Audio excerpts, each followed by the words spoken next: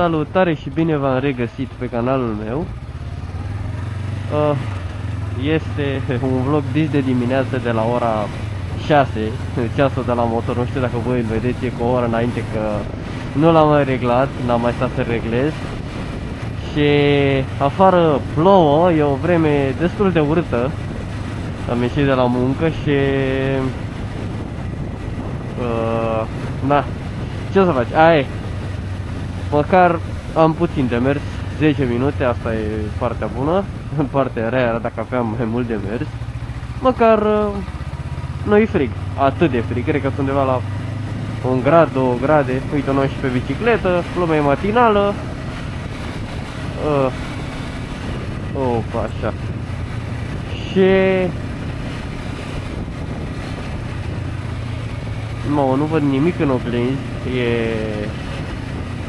S-a pus apă pe ele, aparent decât pe stânga, pe dreapta nu.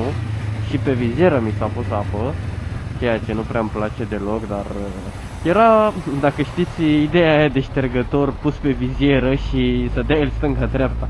Nu știu dacă am văzut la un moment dat pe net și eu. Cred că cu o baterie, ceva externă pus deasupra vizierei și să dea într-una, sus, jos, mă rog, stânga-dreapta teoretic. Și hop, s-a dus acolo un pic, motorul a fugit. Da, nu știu cât o să mai meargă sezonul moto, dar eu cred că o să meargă până la urmă, până la cât ai nevoie de motocicletă. Cu echipamentul potrivit poți să mergi pe orice vreme.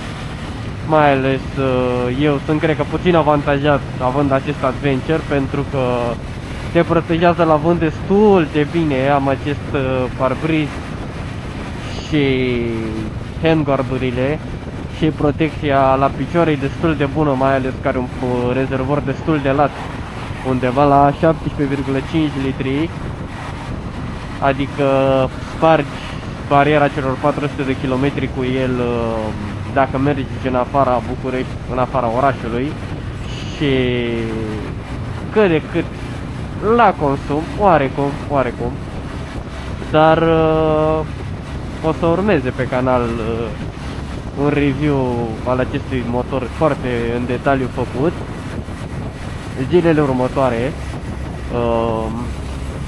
Dar acum ne bucurăm și noi un pic de vacanțe, concedii și sărbători, pentru că le merităm și noi măcar pe asta, dacă altele nu.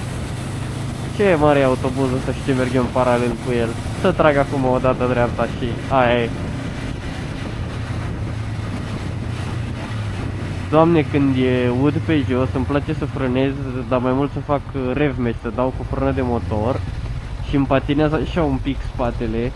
Nu patinează, mult sus patinează.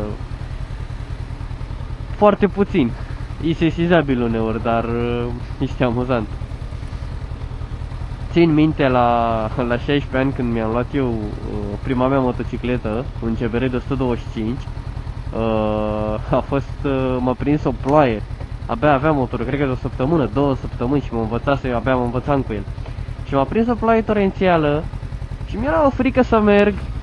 Deci rămăsesem pe banda a doua, pentru că drumul era pe mijlocul drumului, erau denivelări destul de măricele și mi-era frică să trec pe prima bandă, că nu le vedeai efectiv de apă.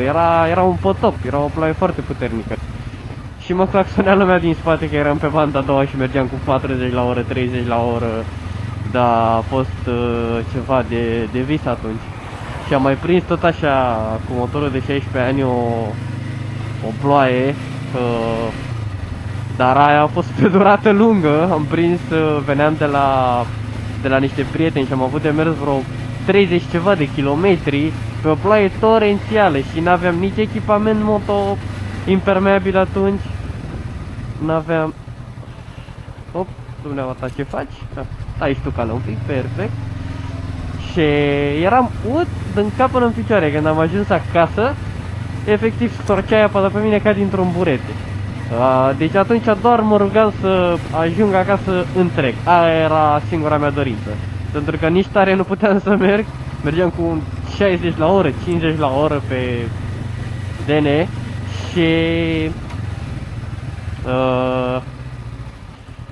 toate mașinile care treceau pe lângă mine mă stropeau, eram flash că eram, dar na, uite așa îți creezi amintiri și bune și rele. Am avut și o groază de momente frumoase și orice pasionat de lumea moto sau, nu neapărat de lumea moto, orice om căruia îi place să se plimbe, știe că poți să-ți creezi multe momente frumoase. Și cam atât din partea mea.